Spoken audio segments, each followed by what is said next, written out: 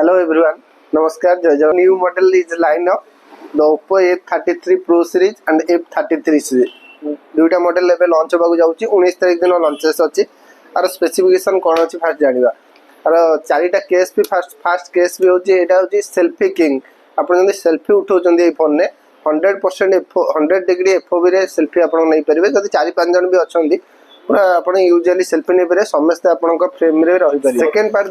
देखिबे आर designing आसुचे model आपण स्टेरी सी लेंस कैमरा मॉड्यूल एथरे देइचे आ cold cloud space one piece रे आपण फोन पाउजंदी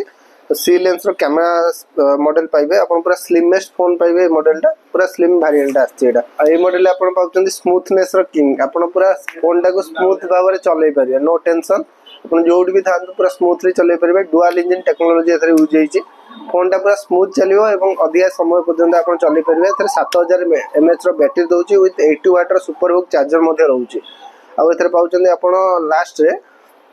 ड्यूरेबिलिटी किंग ड्यूरेबिलिटी रे आपण पाउचंदी IP69 आपण थिला ना IP69K रो आपण रेशियो रे आपण water resistance and dust resistance एथरे रहउची एवं एथरे आपण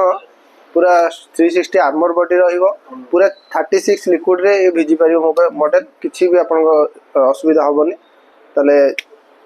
जल्दी विजिट करंदु mobile.in ए मॉडल लो डेमो आपण